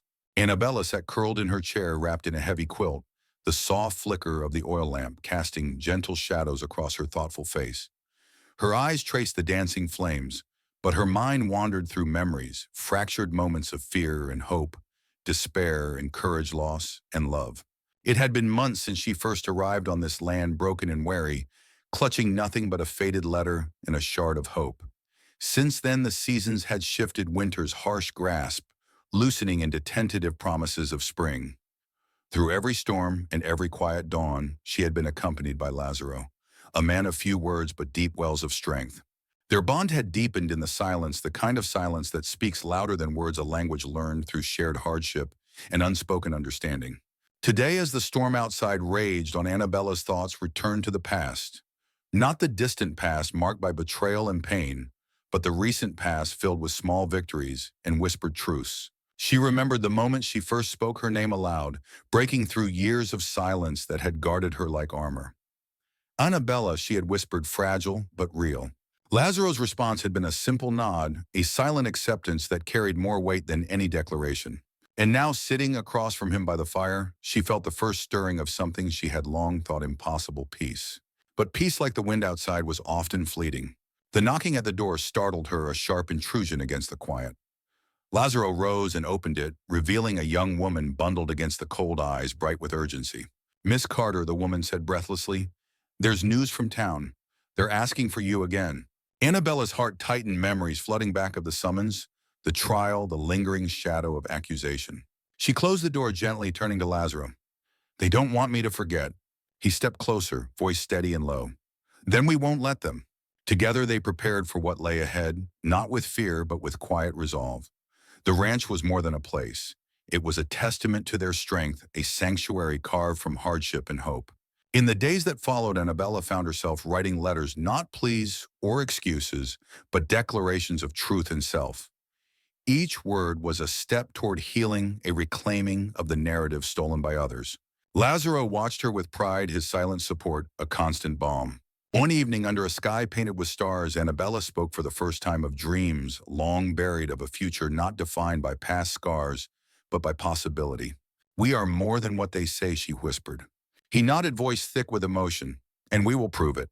The seasons turned, and with each passing day, the garden they had nurtured together blossomed fragile green shoots, breaking through the earth, a promise that life could endure even the harshest winters. In that quiet house on the edge of the world, two souls learned that healing was not a destination, but a journey marked by whispered truths, a shared strength, and the unyielding power of hope. The morning light spilled softly through the cracked window panes, dust motes dancing in the golden beams as the ranch awoke from its slumber. Annabella rose slowly, the chill of dawn lingering in the air. But within the walls of the small wooden house, a quiet warmth settled. The fire in the hearth crackled, gently pushing back the remnants of night's cold, and she wrapped a shawl around her shoulders, preparing to face the day. Today felt different. There was a restlessness in the air, a subtle pull that tugged at her heart like a whisper from the past. She made her way to the shed, where she often sought solitude among the tools and forgotten things. The scent of aged wood and earth welcomed her, grounding her in the present, even as memories stirred beneath the surface. In the corner of the shed beneath a dusty tarp, she found a wooden chest, worn but sturdy, the wood scarred with time and use. Something urged her forward, a quiet insistence that she open it. With a steady breath, Annabella lifted the heavy lid, revealing a collection of letters and papers, yellowed with age and tied together with a faded ribbon. Her fingers trembled slightly as she untied the bundle, unfolding each letter carefully, as if afraid the fragile ink might fade forever. The letters were addressed to Clara, a name that had echoed in Lazaro's stories, a name wrapped in love and loss, a woman who had once called this place home. Annabella read the words slowly, absorbing the life etched into each line, the joys, the struggles, the quiet moments of hope and despair. Among the letters were lists of groceries, notes on repairs, and feed and personal reflections that revealed a woman's heart laid bare. One letter stood apart, dated 10 years earlier, and written in Lazaro's handwriting. It carried a weight that settled heavily in Annabella's chest. If I lose her, I don't know if I'll speak again. Not because I'm angry, but because words won't hold anything anymore. The raw emotion in those words resonated deeply with Annabella, a testament to a love so profound it defied language. She carefully placed the letters back in the chest, closing the lid with reverence. The past was no longer a distant shadow, but a presence woven into the fabric of their lives. Later that evening, Annabella shared the discovery with Lazaro. They sat by the fire, the glow illuminating their faces as they spoke softly of Clara's legacy, the love she had nurtured, the pain she had endured, and the strength she had left behind. The ranch, once a place of solitude and survival, now held the stories of those who had come before, a lineage of resilience and hope. Together, Annabella and Lazaro honored that legacy, planting seeds in the garden, not just of life, but of remembrance. The days grew warmer, the earth thawing beneath the first breath of spring. The garden stirred fragile, green shoots, pushing bravely through the soil, a living testament to endurance. Annabella felt a stirring within her soul, a quiet bloom of belonging, a deepening connection to the land and to the man who had become her sanctuary. They faced the future together, carrying the past not as a burden, but as a foundation for growth. The courthouse sat heavy and gray under the brooding sky, its ancient stones weathered by decades of whispered secrets and shouted accusations. Annabella stood at the foot of its steps, the cold stone biting through the soles of her boots, yet she felt a fire burning within, a fire that had taken years to kindle and now blazed fiercely despite the chill. Her heart beat steadily, each thump a reminder of the journey that had brought her here, from a solitary bench at a dusty station, clutching a letter folded beyond recognition, to this moment facing a past she had tried desperately to outrun. Inside the courthouse, the air was thick with anticipation. Faces, some familiar, many strangers, watched silently, their expressions, a blend of skepticism and curiosity. The judge's bench loomed above, a symbol of justice that had often been elusive. Annabella's eyes sought out Lazaro's steady presence in the gallery. His silent support was her anchor in the storm that was about to unfold. The trial began without fanfare, the prosecutor's voice sharp and measured as he laid out the charges: fraud, abandonment, theft, words designed to wound and unravel. But Annabella was prepared. When called to the stand, she stepped forward with quiet dignity. The room seemed to hold its breath as she spoke, her voice steady, despite the memories clawing at her mind. She told her story not with bitterness or anger, but with honesty. Of a promise made on paper, fragile as a whisper and broken by silence. Of a man who had vanished without word, leaving her to navigate a world that had no mercy for lost hope. Questions came like arrows, piercing, relentless. But Annabella met each one with resolve. She did not flinch, did not falter.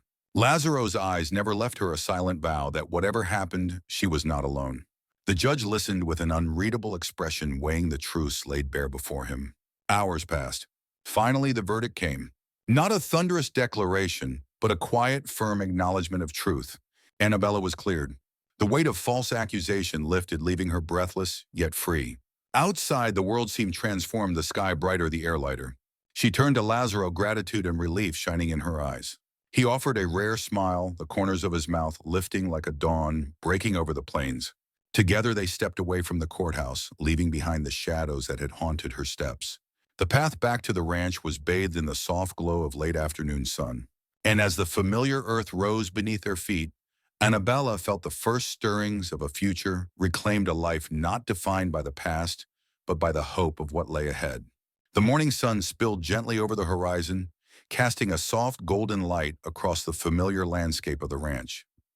The air was crisp with the promise of a new day, yet beneath the calm surface a quiet tension lingered, the kind that comes with endings and new beginnings entwined. Annabella stood at the edge of the porch, her gaze fixed on the distant hills where the wild grasses swayed in the morning breeze. The ranch had been her sanctuary, a place of healing and rediscovery, but now the time had come to say goodbye, not just to a place, but to a chapter of her life that had shaped her in ways she was still learning to understand. Lazaro approached silently, his footsteps soft on the wooden boards. He carried a weathered leather satchel, a symbol of journeys taken and those yet to come. Their eyes met the weight of unspoken words hanging between them. "You ready?" he asked, voice low and steady. Annabella nodded, swallowing the lump in her throat. "As ready as I'll ever be." They moved together toward the gate, the familiar creak of the latch, a bittersweet note in the morning stillness. The world beyond awaited, vast and uncertain, but also filled with possibility. As they walked down the dusty road, memories surfaced, the hardships endured, the moments of joy, the quiet evenings by the fire, the garden that had blossomed against all odds. Annabella felt the strength of those memories wrap around her like a shield, a reminder that home was not just a place, but a part of her carried in every step forward.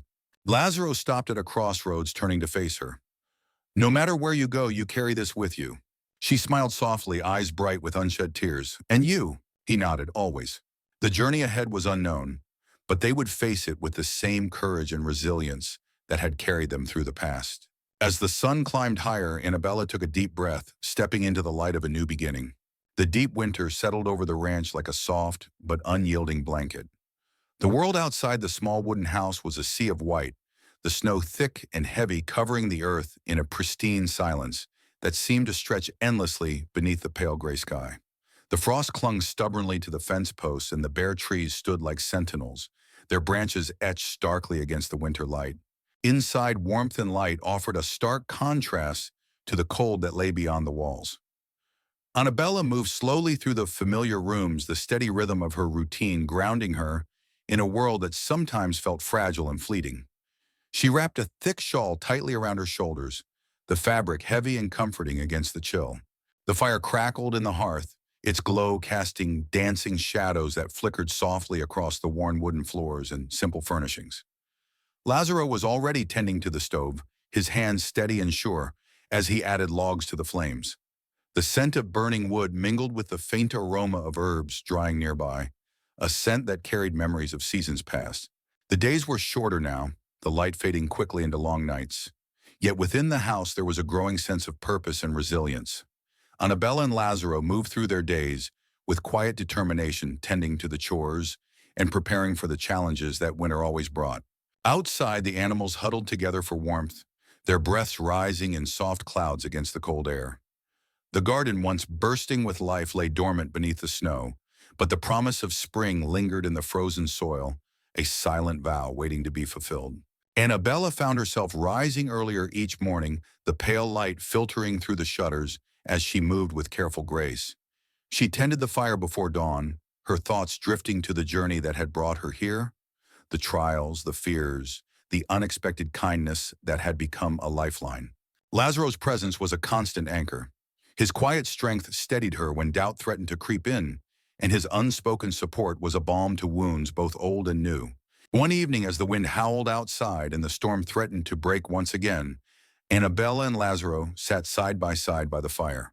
The room was filled with the soft hum of the flames and the occasional crackle of burning wood. They shared no words, but the silence between them was full of understanding, trust, and the deep comfort of companionship. Annabella's fingers found Lazaro's hand, their touch light but unwavering. In that simple connection, they found warmth that no fire could match. The storm passed, leaving behind a world washed clean and sparkling beneath a bright, clear sky. The frost glistened like diamonds on the grass, and the air was crisp and fresh with the scent of pine and earth. With the coming of spring, the garden began to stir once more. Tiny green shoots pushed bravely through the thawing soil, reaching toward the sun with quiet determination. Annabella and Lazaro tended the garden together, their hands working in rhythm as they nurtured the fragile new life. Each day brought new hope, a testament to the enduring power of patience, love, and the promise of renewal. In the embrace of winter's quiet strength, Annabella found not only survival, but a new beginning. The past, with all its shadows and scars, no longer held her captive. Instead, it was a foundation upon which she and Lazaro built a future filled with possibility. The sky was a slate-gray blanket, heavy with unshed rain, as Annabella wrapped her shawl tighter around her shoulders. The ranch lay quiet under the weight of the coming storm, the wind whispering through the bare branches of the trees like a mournful song. The world outside was cold and uninviting, but inside the small wooden house there was a warmth that defied the chill, a warmth born of companionship, trust, and the unspoken promise that no one faced the dark alone. The past months had been a testament to endurance. The land, with its rugged beauty and unforgiving seasons, had become a sanctuary and a battleground.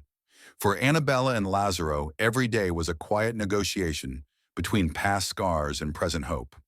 The storms that came, both literal and metaphorical, were challenges they faced together, their shared strength a shield against the relentless tide. On this day, the storm arrived with a sudden fury. Rain pelted the roof in relentless sheets, and the wind roared like a wild beast unleashed. The trees bent under the force, their limbs thrashing in the tempest. The earth seemed to tremble beneath the storm's assault, but inside, Annabella and Lazaro remained steadfast. Lazaro moved with practiced calm, securing shutters and tying down the barn doors. Annabella helped where she could, her movements steady despite the rising tension. Together they prepared the ranch for the storm's wrath, their teamwork a silent testament to the trust that had grown between them. As the evening descended and the storm raged with full force, Annabella sat by the fire, wrapped in a thick quilt, the flickering flames casting dancing shadows on the walls. Lazaro settled beside her, the silence between them filled with unspoken words and shared understanding. The house creaked and groaned under the wind's relentless assault, but inside the fire burned bright, a beacon of resilience and hope. Annabella looked up at Lazaro, her eyes reflecting the flickering light. "Thank you," she whispered, her voice barely audible over the storm. He nodded, his gaze steady and unwavering. "You don't have to be afraid here." The words were a balm to wounds old and new, a promise whispered in the face of darkness. As the storm raged on outside, Annabella felt a profound sense of peace. The past, with all its shadows, was held at bay by the strength of their bond, a bond forged in silence, tested by adversity and strengthened by love. When the storm finally passed, the world outside was transformed. The air was crisp and clean, the earth washed anew. The sun broke through the clouds, casting a golden light that promised renewal and new beginnings. Together, Annabella and Lazaro stepped outside, breathing in the fresh, rain-washed air. The garden, battered but unbroken, stood as a testament to endurance, its fragile shoots reaching toward the sun. In that moment beneath the vast sky, they understood that shelter was not just a place, it was the promise they made to each other, a silent vow to face whatever storms life brought side by side. The first breath of spring drifted gently across the ranch, a delicate promise of warmth and life that stirred beneath a long blanket of winter's snow. The earth, still damp and cool, gave way slowly to the tentative shoots pushing bravely through the soil, a quiet rebellion against the cold that had held it captive for so long. Annabella stepped outside early one morning, the soft light of dawn casting long shadows across the dew-kissed grass. The air was crisp and fresh, filled with the scent of damp earth and budding leaves. Wrapped in a shawl that carried the faint scent of herbs drying in the kitchen, she approached the garden with a mix of reverence and hope. The garden was no longer just a patch of earth. It was a symbol of endurance, of healing, and of the promise of new beginnings. The soil had been tilled, stones removed, and tender seedlings planted with care and patience. The simple wooden sign Lazaro had carved with her name, Ruth's Garden, stood proudly at the edge, a quiet testament to a journey both painful and beautiful. Annabella knelt beside the beds, her fingers brushing the delicate green shoots as if greeting old friends. The plants were fragile, their leaves tender and bright, yet they carried a fierce determination, a will to grow, to thrive, to bloom, despite the hardships that had come before. Lazaro joined her quietly, his steps soft on the soft earth. He carried a watering can, worn but reliable, and began tending to the garden with the same steady care he applied to every corner of the ranch. They worked side by side in companionable silence, the only sounds the rustle of leaves, the drip of water, and the occasional call of a distant bird. Each seed planted, each weed pulled, was a thread in the tapestry they wove together, a tapestry of hope, resilience, and quiet strength. As the days lengthened and the sun climbed higher, the garden began to flourish. The sprouts grew taller, their leaves unfurling toward the sky in eager welcome of the light. Flowers bloomed in shy bursts of color, butterflies danced in the warm breeze, and the sweet hum of bees became a constant companion. For Annabelle, attending the garden was more than a task. It was a form of meditation, a ritual that grounded her in the present and connected her to the earth beneath her feet. Each morning she rose before dawn to water the plants, whispering words of encouragement as if the garden could hear and understand. Lazaro watched her with a quiet admiration, the corners of his mouth lifting in a rare smile when she caught him observing. His presence was a steady anchor, a reminder that growth often required patience and care.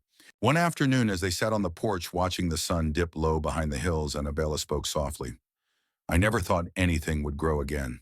Lazaro's gaze remained fixed on the horizon, his voice steady and sure. "Sometimes the ground just needs rest." The simplicity of his words carried a profound truth. Healing like the garden was a process, slow, uncertain, but filled with the possibility of beauty. As the seasons turned, the ranch blossomed in kind. The garden became a sanctuary, a place where past wounds could begin to heal and new dreams could take root. Together, Annabella and Lazaro nurtured not only the plants, but their shared life, a life shaped by endurance, love, and the quiet power of renewal. The golden light of late afternoon bathed the ranch in a warm glow, casting long shadows that stretched lazily across the weathered porch and into the garden where the new shoots of spring flourished. The scent of fresh earth mingled with the faint aroma of herbs drying in the kitchen, creating a fragrance both comforting and hopeful. Annabella moved quietly through the garden, her hands steady and sure, as she tended to the delicate plants. Each leaf and petal was a testament to the resilience of life, a quiet rebellion against the harshness of the past, and a promise of new beginnings. She paused to wipe a bead of sweat from her brow, her eyes catching sight of a small bundle resting on the kitchen table. Curious, she left her work and stepped inside, the soft creak of the wooden floor beneath her feet, breaking the silence. The bundle was wrapped in simple brown paper, tied neatly with twine. Annabella's fingers trembled slightly as she untied it, revealing a pair of thick gloves, hand-stitched and lined with lamb's wool, practical yet unmistakably a gift. A small note was tucked beneath the gloves. With careful hands, she unfolded it and read the simple message, "For your hands which work so hard and never ask for rest." Annabella's heart swelled with gratitude and something deeper, a quiet acknowledgement of care and attention that spoke louder than words. She slipped the gloves on the warmth of the soft lining, a balm to the cracked skin and aching muscles she hadn't fully acknowledged. Later that evening, as the sun dipped behind the hills, Annabella baked cornbread, a simple recipe passed down through generations, the aroma filling the house with comfort and memory. Lazaro watched her with a soft smile, the corners of his eyes crinkling with quiet joy as he tasted the warm bread. "You've come a long way," he said, voice rough but kind. Annabella looked up, her eyes shining. "So have you." The exchange was simple yet profound, a recognition of shared journeys and the unspoken bond that had grown between them. Days passed with the rhythm of small acts and quiet moments. The garden grew stronger, the house warmer, and the bond between Annabella and Lazaro deeper. They found comfort not just in words but in the gestures that filled the spaces between. One morning, Annabella found a bundle of old letters in the shed, yellowed with age and tied with a faded ribbon. Among them was a letter written 10 years earlier in Lazaro's handwriting, its message a poignant reminder of love and loss. "If I lose her, I don't know if I'll speak again. Not because I'm angry, but because words won't hold anything anymore." She held the letter close, feeling the weight of the past and the strength it took to move forward. Together they honored the memories, nurturing not just the land, but the stories that shaped them. The seasons shifted once more, the cycle of life and renewal carrying them forward, steady, sure, and full of quiet hope. The afternoon sun cast a warm glow over the small town, its rays filtering through the dusty windows of the old wedding venue, that had once been the heart of the community. Annabella stood just outside the grand wooden doors, her heart pounding with a mixture of anticipation and defiance. The invitation in her hand felt heavier than paper, a symbol of both exclusion and challenge. She had been banned from the wedding, not because of scandal or misstep, but because she didn't fit the image they wanted to portray, because her past, her scars, and her resilience threatened the polished facade of the celebration. The whispers had started weeks before, soft and cutting like the rustle of dry leaves in the wind. She's not classy enough. She doesn't belong. She's a reminder of what we don't want to see. Annabella clenched her fists, the weight of judgment pressing down on her. But beneath the pain, a fierce fire ignited. If they wanted to erase her, to banish her from their perfect picture, she would show them what it meant to fight for her place. As she approached the entrance, the doors swung open, and the manager of the venue stepped out, a man whose smile never reached his cold eyes. "We have a policy," he said smoothly. "You are not welcome here." Annabella met his gaze steadily. "I'm here for the truth." The manager scoffed. "This is a place for celebration, not confrontation." But Annabella's resolve did not waver. She turned and walked away, her steps sure and unhesitating. The venue's polished floors and glittering chandeliers would not silence her. Word of the band spread quickly, carried on the wind, and whispered in every corner of the town. But what happened next shocked everyone. The venue itself, the symbol of exclusion and judgment, became the stage of its own reckoning. An anonymous letter arrived exposing the hypocrisy and greed behind the ban. The townspeople, many of whom had once whispered in judgment, found themselves facing a mirror reflecting their own fears and prejudices. Support for Annabella grew quiet but steadfast. People who had once turned away began to speak out, their voices joining a chorus demanding change. The venue, pressured by public outcry and the undeniable truth, reversed its stance. The day of the wedding arrived, but it was unlike any other. Annabella, once banned and silenced, stood not just as a guest but as a symbol of resilience and redemption. The ceremony unfolded beneath a sky painted with hope and forgiveness. The music swelled not just in celebration of union, but in honor of courage, the courage to stand to fight and to be seen. Annabella's presence shattered the illusion of perfection, replacing it with a truth far more beautiful, that every story, every scar, every act of defiance carries the power to heal and transform. And as the sun set, casting a golden light over the joyful faces, Annabella knew she had claimed her place not by fitting in, but by standing tall in her own truth. The sun dipped low beyond the hills, casting the sprawling ranch in hues of amber and gold, a perfect farewell to the days that had passed. The gentle breeze stirred the wild grasses, whispering secrets only the land could understand. Annabella stood at the edge of the porch, her eyes tracing the familiar contours of the earth she had come to call home, a place where scars once ran deep but had slowly begun to heal. This place, this sanctuary born of hardship and hope, was no longer just a refuge. It was a foundation, a testament to resilience, love, and the quiet power of second chances. Beside her, Lazaro packed the last of their belongings into a weathered saddlebag. His movements were deliberate, steady, a mirror to the calm that now lived in her heart.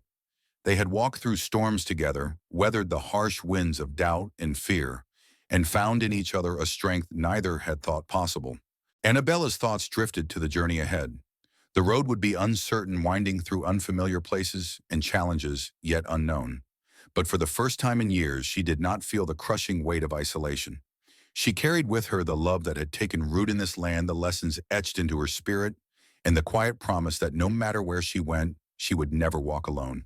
Lazaro approached and took her hand, his grip warm and reassuring. "Ready?" he asked softly. She smiled, the sun catching the light in her eyes. "Always."